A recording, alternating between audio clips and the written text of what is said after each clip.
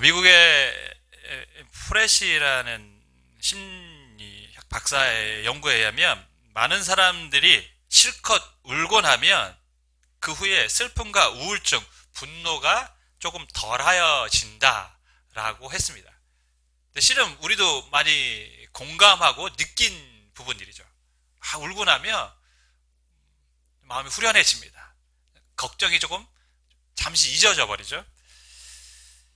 바울이 밀레도에서 에베소 장로를 불러서 만났습니다. 그리고 성경을 보면 그들이 부둥켜 안고 막 울었어요. 헤어질 때. 그러면 그들의 눈물의 의미는 무엇일까요? 두려움, 걱정을 조금 덜어내기 위한 눈물이었을까요? 저는 바울의 눈물의 의미와 에베소 장로의 눈물의 의미는 조금 다르다고 봅니다. 바울의 눈물의 의미는 무엇일까? 여러분, 예수님이 겟셋마네 동산에서 십자가를 앞에 두고 정말 피땀 흘려가면서 기도하셨어요. 간곡하게 하나님 앞에 기도하셨습니다. 내용이 뭡니까? 이 잔을 내게서 옮겨달라는 기도였습니다.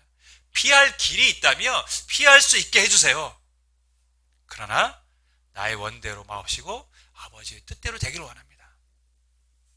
즉 예수님이 간절하게 정말 간곡하게 기도했던 내용은 뭡니까? 십자가를 지지 않게 해달라는, 피할 수 있게 해달라는 것이 아니라 실은 너무나 힘든 길이지만 주님의 뜻이라면 제가 그 길을 걸을 수 있게 해주세요 라는 의미가 담겨져 있는 것이죠. 내가 십자가를 지게 해주세요. 바울의 눈물의 의미도 그렇습니다. 앞에 환란이 기다리고 있습니다. 어떤 일이 벌어질지 모른다고 했습니다. 바울은 에베소 장로들에게 뭐라고 했냐면 다시는 볼 수 없을 것이라고 얘기했어요. 그리고 오늘 보면 죽을 수도 있다라는 표현을 썼어요. 생명조차 아끼지 않겠다고 했습니다. 그러니까 바울은 지금 예루살렘에서 자기가 혹시 어떻게 될 수도 있겠다라는 그런 마음이 있어요. 그런데 그 에베소 장로가 헤어지면서 눈물을 흘립니다. 그것은 뭡니까? 나는 이 길을 걷겠다라는 다짐을 하고 흘리는 거죠. 어떠한 일이 있어도 나는 이 길을 갈 것이다. 그런 눈물의 의미죠. 그럼 에베소 장로들은 어떤 눈물을 흘렸을까요? 저는 제 동기들 혹은 제 선배들, 제 후배들 이렇게 선교사로 이제 파송을 하고 파송식에 참여할 때가 있는데 그때마다 솔직히 마음이 좀 짠해요. 왜냐면 선교지가 좋은 곳은 아니잖아요. 고생하러 가는 거 아니까 마음이 짠합니다. 또 얼마 안 되는 애기 안고 이렇게 막 가는 모습 보면 뭐 눈물이 나요. 눈물을 흘릴 때가 있습니다. 마음이 인간적인 눈물도 있죠. 참 어떤 면에서 고생하겠구나라는 그런 동정에 대한 눈물도 있지만 또 한편은 어떤 눈물입니까? 더 중요한 의미는 하나님 저 선교사와 동행해 주세요. 함께 해 주세요. 라는 어쩌면 간절한 기도의 눈물인 것이죠. 에베소 장로들은 왜 울었을까요?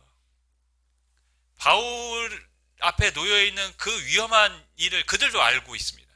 그러면 그들이 흘린 눈물은 뭘까요? 하나님이 함께 해달라는 간절한 기도의 눈물을 담아서 그들은 바울과 함께 울었던 것이죠. 여러분, 오늘 본문이 어떤 면에서 보면 바울의 고별 설교와도 같은 것입니다. 에베소 장로들과 마지막으로 이제 더 이상 만날 수 없기 때문에 그들에게 전하는 메시지입니다. 여러분이 만약에 고별 메시지를 전한다면, 마지막 순간에 누군가에게 고별 메시지를 한다면 어떤 말을 전하고 싶으십니까? 저는 오늘 갑자기 문득 그런 생각이 들었어요. 내가 나라면 무슨 말을 전할까? 저는 고맙다라는 말을 전할 것 같아요.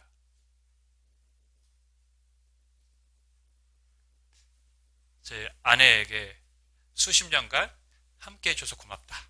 이렇게 말할 것 같아요. 우리 자녀들에게도 고맙다고 말할 것 같아요. 나의 자녀가 되어줘서 고맙다. 성도님들에게도 고맙다고 말할 것 같아요.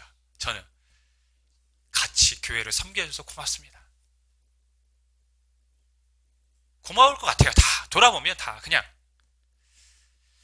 여러분, 우리 주변을 돌아보면 실은 다 고마운 사람들 아닙니까? 다 고마운 사람들이에요. 이렇게 좋은 말을 죽기 전에 하지 마시고 자주 하시면 얼마나 좋을까 이런 생각이 좀 들었어요. 자주 한다면 행복하고 또 감동을 받는 그런 가정이 되고 그런 교회가 되지 않을까 그런 생각을 가져봤습니다. 바울은 지금 마지막 예루살렘으로 가면서 마지막 메시지를 에베소 장로들에게 전하는데 어떤 말씀을 남겼을까요? 크게 두 부분으로 나눌 수 있습니다. 첫 번째는 나는 이렇게 섬겨왔고 그리고 나의 각오는 이렇다. 예루살렘을 가는 나의 각오는 이러하다라는 말씀을 전했고요. 두 번째는 그렇기 때문에 너희는 이제 에베소의 교회를 이렇게 섬겼으면 좋겠다라는 당부의 말을 전하고 있습니다. 오늘은 그 첫 번째 부분, 나는 이렇게 섬겼고 나는 이런 각오를 하면서 예루살렘에 간다라는 그 말씀 한번 살펴보겠습니다. 18절에서 19절을 보면 이렇게 기록합니다. 오매 그들에게 말하되 아시아에서 들어온 첫날부터 지금까지 내가 항상 여러분 가운데서 어떻게 행하였는지를 여러분도 아는 바니 곧 모든 겸손과 눈물이며 유대인의 관계로 말미암아 당한 시험을 참고 주를 섬긴 것과 이렇게 기록합니다. 저는 이 본문은 조금씩 실은 우리 교회가 무너져 가고 있는 것을 우리가 부인할 수 없는데 저는 우리 한국 교회가 다시 들어야 될 깊은 울림이 있는 말씀이라고 저는 봅니다. 바울은 자신이 어떻게 교회를 섬겼는지에 대해서 에베소 장로들에게 이렇게 말합니다. 첫 번째는 나는 겸손으로 섬겼다는 것이죠. 그리고 여기서 섬겼다라는 말 자체가 헬라어로 종애라는 의미가 담겨져 있어요. 그러니까 나는 종으로 섬겼다는 거예요. 바울은 우리가 잘 아는 것처럼 로마의 시민권자, 특권, 뭔가 의식을 가질 만한 사람입니다. 그리고 유대인으로서는 바리새인, 사람들에게 존경을 받는 사람, 그런 가문의 출신입니다. 그런데 바울은 누군가 위에 군림하려고 하는 군주의 입장에서 무슨 상급자의 입장에서 섬기지 않았다는 거죠. 그는 늘 종처럼 누군가를 섬기고 주님을 위해 일해왔다는 것입니다. 예수님은 제자들에게 제자의 도를 가르칠 때 어떻게 가르쳤습니까? 너희는 낮은 곳에 잘 앉으라고 했어요. 그게 주님이 제자들에게 가르치신 제자도입니다. 제자는 높은 곳에 있는 사람이 아니라 항상 낮은 곳을 찾아가야 하는 사람들이다. 그리고 그 낮은 곳에 주님의 은혜가 임하는 것이죠. 솔직히 우리 한국 교회가 반성해야 될 부분들, 우리 목회자들이 반성해야 될 부분들이 있어요. 높은 곳에 있으려고 했어요. 종의 자리가 아니라 군주의 자리로 교회를 이끌어가려고 했던 모습이 있었음이 우리 부인하지 않습니다. 예, 있었습니다. 하나님은 주의 종들에게 종의 자리에 있으라고 말씀을 합니다. 그렇게 섬기라고 가르치고 있습니다. 그럼 물론 성도들이 목회자를 존중하는 이유는 뭡니까? 그 사람이 왕처럼 군림하기 때문에 존중하는 게 아니라 겸손하게 낮아졌기 때문에 존중하는 것이죠. 그런 모습이 있어야 되는데 그렇지 않은 모습들도 분명히 있었음을 우리가 부인하지 않습니다. 어쩌면 그런 것들이 한국 교회를 조금씩 무너지게 하는 원인이 되었을 수도 있습니다. 두 번째, 바울은 눈물로 섬겼다고 했습니다. 겸손과 눈물이며, 저는 근데요, 이 눈물이라는 말이 굉장히 저한테는 친숙한 말인데 바울에게는 친숙한 말이라고 생각해 본 적이 없어요. 굉장히 낯선 단어입니다. 왜냐하면 사도행전을 보면서 여러분 바울이 울었다고 표현한 거 봤습니까? 바울이 선교 현장을 하면서 수없이 많은 고난을 당했지만 바울이 울었다는 표현은 없어요.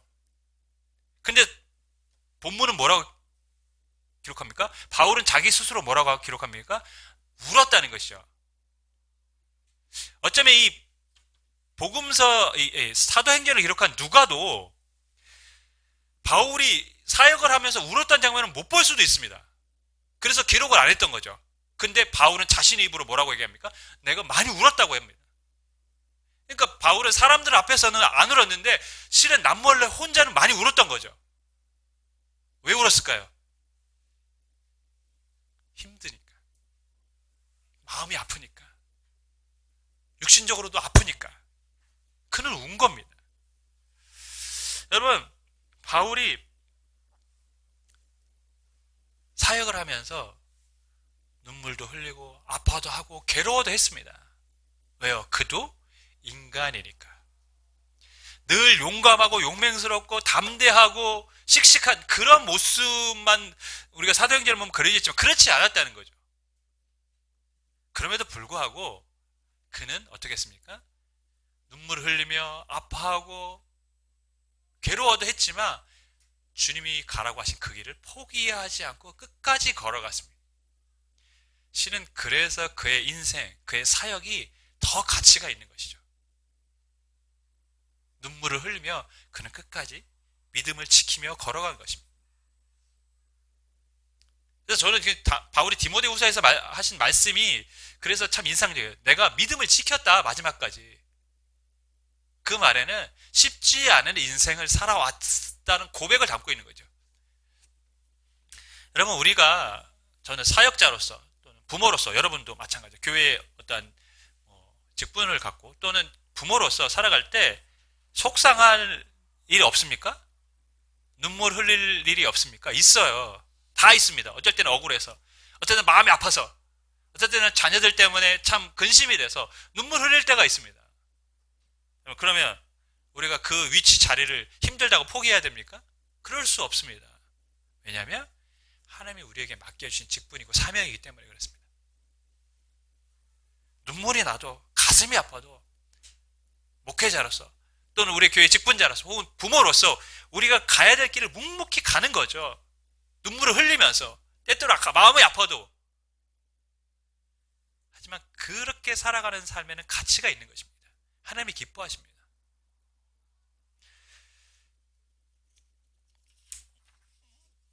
셋째로 바울은 시험을 참고 주를 섬겼다고 했습니다. 여기서 시험은 우리가 잘 아는 것처럼 유대인들이 바울의 선교를 방해했던 모든 것들을 말합니다. 예를 들면 사람들을 선동해서 바울을 내쫓거나 아니면 정말 돌로 치게 하거나 아니면 불량배들을 동원해서 난동을 부려가지고 바울의 사역을 방해하거나 뭐 이런 수많은 일들. 근데 바울은 어떻게 했습니까? 참고 주를 섬겼다라고 기록을 하고 있습니다. 선교 사역을 하면서 우리가 1차, 2차, 3차 제가 뭐 예를 들지 않아도 우리가 이미 살펴봤기 때문에 어느 사역을 할 때 바울이 쉽게 사역한 적은 없어요. 다 어려움이 있었어요. 다 유대인들이 방해했고 유대인들이 죽이려고까지 했고 지금도 실은 지금 밀레도까지 오게 된 것도 유대인들이 죽이려는 음모가 있기 때문에 바울이 피해서 여기로 온 거 아닙니까? 근데 또 예루살렘 가면 유대인이 죽이려고 합니다. 근데 바울은 그 모든 상황을 뭐 했다고요? 참고 견뎠다는 것이죠. 무엇을 위해? 주님이 맡겨준 사명 때문에 참고 견딘 것입니다. 제가 예전에 우리 뭐 전도 행사 같은 걸 하면 이전에 있던 교회에서 물론 뭐 모든 교회들이 다 그럽니다. 근데 초청자를 이제 쓰게 되면 그 초청자들에게 어떻게 합니까? 가서 뭐 밥도 어떨 때는 밥도 사주고 오늘날 우리 전도 행사 있으니까 와라. 또 어떤 분들은 뭐 몇 주간 뭐 선물도 뭐 이렇게 하나씩 주고 야, 어느 날 몇 시에 모임이 시작되니까 그날 꼭 와야 돼? 그러면 사람들이 철석같이 이제 약속을 하죠. 그래, 내가 갈게. 막상 당일날 되면 이제 초조합니다. 왜? 무슨 일이 벌어질지 모르니까. 그러면 이제 저녁에 되고 이제 그 시간이 됐는데 안 와요. 그러면 막, 너 어딨냐? 뭐 하냐? 그러면, 갑자기 일이 생겨서 못 갈 것 같아. 막, 이런 사람이 비일비재해요, 진짜. 그러면 그 전도 하려고 했던 사람들은 막 가슴이 그냥 무너지는 것 같아요. 속상하고 낙심되고 그러면 어떻게 하면 그런다고 화를 낼 수 있습니까? 화 못 내. 아 그래? 그래 그러면 이번에 어쩔 수 없으니까 다음에 한번 또 할 때 되면 또 와라. 다음에 또 그런 행사 있으면 또 똑같은 행동을 합니다. 또 밥 사주고 뭐 하고 해요. 그렇게 10년을 한 사람도 있어요. 10년. 제가 아는 분. 10년 동안 친구를 어르고 달래고 뭐 이렇게 했어요. 근데 결국에 10년 만에 와서 예수님 믿고 변화되긴 하더라고요. 여러분, 근데 그 기간까지 참 얼마나 마음이 그랬을까요? 속상하고, 참는 거죠. 무엇을 해요? 한 영혼이 주께로 돌아오는 기쁨이 있다라는 것을 알기 때문에. 참는 것입니다. 복음을 전하는 것이 쉬운 일은 아니죠. 코로나로 인해 더더욱 지금 어려운 상황이 됐습니다. 개척하는 교회는 이제 살아남을 수 없는 그런 환경이 돼버렸어요. 살 길이 없어요, 이제. 방법이 없습니다. 왜? 교회에 대한 인식이 너무 안 좋기 때문에 교회를 가고자 하는 불신자들이 이제 복음을 전해야 되는데 그럴 게 너무 희박하게 됐어요, 가능성들이. 그렇다고 어떻게 해야 됩니까, 여러분? 그만둬야 됩니까? 포기해야 됩니까? 참고 견디면서 우리는 끝까지 사역을 해야죠. 초대교회에 복음이 전해질 때 여러분 지금보다 더 어려웠습니다. 한국교회 초창기에 선교사님이 복음을 들고 들어올 때 지금의 환경보다 몇십 배, 몇백 배 더 어려운 상황이었습니다. 그럼에도 불구하고 초대교회 곳곳마다 초대 교회들을 그 시대에 사도들을 통해서 교회들이 다 세워진 것입니다. 선교사님들의 그 헌신이 있었기 때문에 지금 한국 교회가 이렇게 세워진 것입니다. 모든 상황을 참고 견디며 주님 앞에 헌신했던 믿음의 성도들, 사도들, 선교사님들, 그들로 인해 지금 교회가 이 땅에 이렇게 세워진 것인 줄 믿습니다. 지금 한국 교회가 아까도 말한 것처럼 조금씩 이렇게 쇠락하는 것처럼 보여집니다. 마치 모래성의 밑둥을 이렇게 파내듯이 조금씩 파헤쳐서 언젠가 갑자기 훅 무너질 것 같은 그러한 위기감을 갖고 있습니다. 그러면 여러분 여러 가지 이유들이 있겠죠. 여러 가지 이유가 있습니다. 왜 한국교회가 이렇게 무너져 가고 있는가? 세속화된 부분도 있고 목회자나 성도들이 좋지 못한 모습을 보여줬던 부분도 있습니다. 하지만 가장 중요한 원인은 무엇일까요? 참고 인내하며 끝까지 헌신하는 사람들, 그런 성도들의 수가 점점점 줄어들고 있기 때문입니다.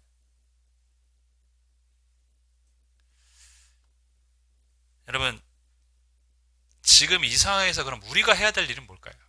우리는 어떤 일을 해야 됩니까? 교회를 걱정하고 염려하는 거, 기도하는 거 중요합니다. 그러나 그보다 더 중요한 것은 참고 우리도 주님의 길을 끝까지 걸어가는 것입니다. 참고 섬기는 것입니다. 왜냐하면 하나님께서 그러한 사람들을 통해서 교회를 세우시고 새롭게 하셨기 때문에 그렇습니다. 다음 세대, 다음 우리 자녀들의 신앙을 위해서 부모님들이 해야 될 게 있어요. 그게 뭡니까? 바로 헌신하는 겁니다. 묵묵히. 그게 교회와 가정과 이 나라의 믿음을 회복하는 길입니다. 하나님이 그들을 통해서 일하실 줄 믿습니다. 바울은 예루살렘으로 가면 굉장히 큰 위험이 있다는 걸 압니다. 그러면서 마음에 다짐을 하고 가죠. 그 다짐이 24절입니다. 내가 달려갈 길과 주 예수께 받은 사명 곧 하나님의 은혜의 복음을 증언하는 일을 마치려 하면은 나의 생명조차 조금도 귀한 것으로 여기지 아니하노라. 무슨 말씀입니까? 사명, 복음을 전하는 일, 그 일에 내가 목숨도 아끼지 않겠다라는 말입니다. 하지만 이 말씀에는 좀 더 깊게 들어가면 두 가지의 의미가 좀 숨겨져 있다, 내포되어 있다고 저는 봅니다. 먼저는 뭐냐면 죽기까지 순종하겠다는 의미가 담겨져 있습니다. 예루살렘에 가면 자기의 생명이 위태롭다라는 것을 바울은 지금 뭐하고 있습니까? 알고 있어요. 예루살렘으로 가는 건 위험한 일입니다. 그런데도 바울은 가야 됩니다. 왜 갑니까? 왜 피하지 않습니까? 성령께서 인도하시기 때문에, 가라고 하셨기 때문에. 여러분, 사람은요 회피하고 싶은 본능이 좀 있어요. 회피 본능이라고 하는데요, 어떤 어려운 일이 생기면 그 순간을 모면하고 싶은 겁니다. 예를 들면 어떤 사람이랑 관계가 틀어졌어요. 그러면 어떡합니까? 회피하잖아요. 안 만나려고 하고 말 안 하려고 하고. 그게 회피 본능입니다, 여러분. 아이들이 거짓말하는 것도 회피 본능이에요. 어릴 때 부모님들이 갑자기 뭔가 추궁받으면 거짓말을 하잖아요. 왜 그렇습니까? 그 상황을 모면하고 싶은 거예요. 피하고 싶은 겁니다. 이 회피 본능의 가장 극단적인 모습은 뭡니까? 죽는 거죠. 그 상황을 회피하고 싶으니까 뭡니까? 그냥 아예 목숨을 끊어버린 거예요. 근데 이 회피 본능은 어떤 면에서 보면 굉장히 성경적이라고 저는 봐요. 왜냐하면 아담이 범죄한 뒤에 하나님을 피했어요. 회피했어요. 왜? 대면하면 껄끄러우니까. 그러니까 인간 안에는 인간의 죄성은 뭔가를 회피하고 싶은 마음이 있어요. 실은 어려운 일이 있으면 사람들은 피하고 싶은 것이 인간의 어떤 본능이라는 것이죠. 죽음이 앞에 있습니다. 바울도 피하고 싶었을 거예요. 예수님도 그래서 이 잔을 내게서 옮기달라고 기도했던 거 아닙니까? 근데 바울은 피하지 않았어요. 왜? 주님의 뜻이니까. 설령 내가 죽을지라도 그곳에서 나는 그 길을 가야 된다는 것이죠. 그러니까 바울이 지금 내가 내 생명도 아끼지 않겠다는 말은 나는 죽기까지 순종할 거다라는 의지를 담고 있는 것입니다. 두 번째는 순종할 때 주님이 역사하신다, 일하신다는 믿음의 고백을 담고 있습니다. 바울의 사명이 뭡니까? 복음을 전하는 일이죠. 근데 그 일에 생명을 아끼지 않겠다고 했습니다. 근데 예루살렘으로 가는 것은 생명의 위협이 있습니다. 지금 예루살렘으로 가는 것과 자신의 복음을 전하는 일이 실은 같다고 바울은 생각하고 있습니다. 그죠? 다시 한번 설명을 드리면 복음을 전하는 일에 생명을 아끼지 않다고 했어요. 근데 예루살렘으로 가는 길에 생명의 위협이 있다고 했어요. 그러니까 예루살렘으로 가는 것이 복음을 전하는 자신의 사명이라고 바울은 생각하고 있습니다. 여러분, 바울이 그럼 예루살렘에 지금 왜 갑니까? 복음을 전하러 갑니까? 아니면 예루살렘 사람들 돕기위한 구제의 금을 가져가는 겁니까? 복음을 전하기 위한 목적보다는 구제를 위한 그 재정적 후원을 위해서 가고 있습니다. 후원금을 전해주기 위해서. 근데 바울은 왜 이런 말씀을 했을까? 바울이 원래 어디에 가고 싶었냐면 로마에 가고 싶었어요. 그죠? 우리가 잘 알고 있습니다. 로마에 가서 그 당시 제국의 중심인 로마에서 자유롭게 복음을 전하면서 많은 사람에게 하나님 나라를 알려주는 것이 바울의 꿈이었어요. 그런데 예루살렘에 가면 그렇게 못할 수도 있습니다. 그렇다면 저라면 제 꿈을 위해서 어떻게 하냐면 로마로 한번 갔다가 예루살렘을 가도 될 것 같아요. 왜? 그게 내가 가졌던 꿈이니까 그 꿈을 한번 실현해보고 그리고 예루살렘에 가도 될 것 같은데 바울은 그렇게 하지 않았습니다. 그리고 예루살렘에 가는 것이 더 복음을 전하는 자신의 사명인 거라고 바울은 고백을 하고 있습니다.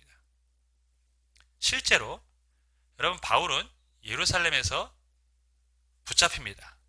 재판에 넘겨지죠. 그래서 로마의 황제 앞에 죄수의 신분으로 가게 됩니다.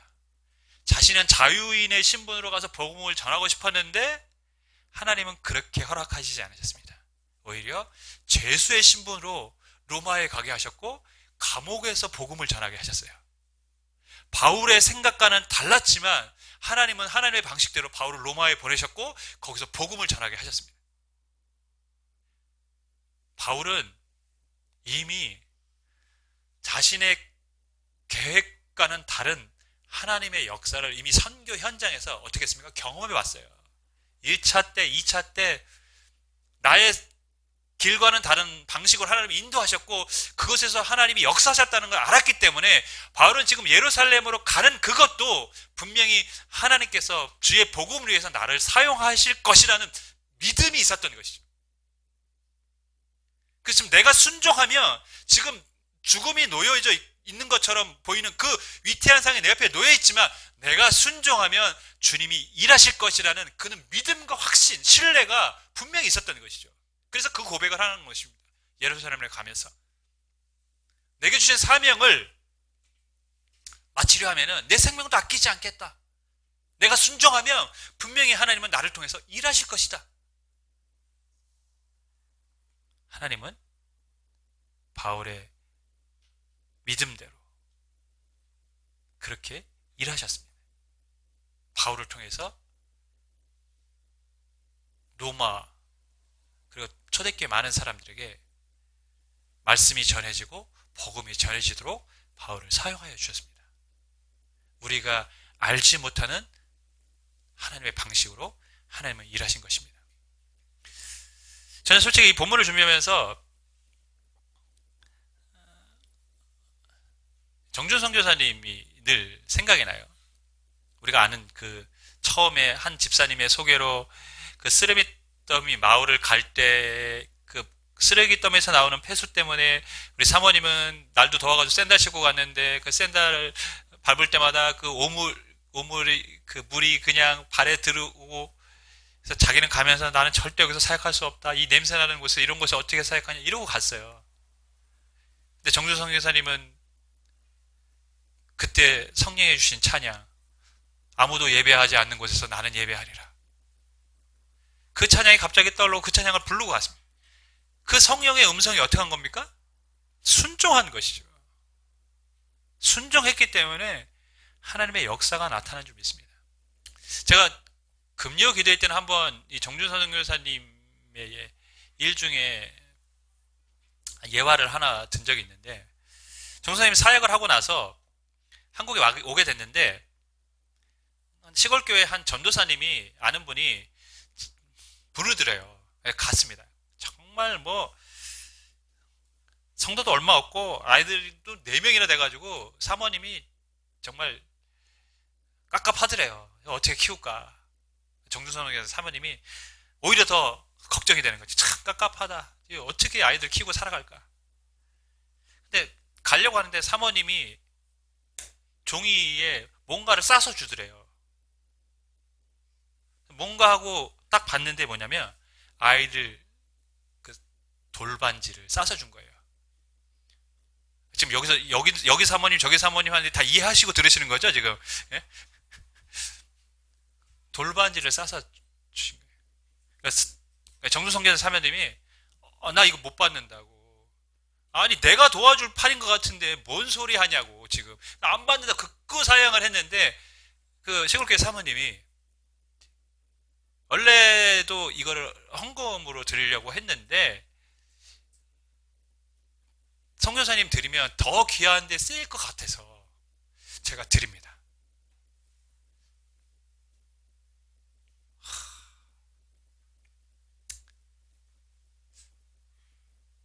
너무 감동적이지 않습니까?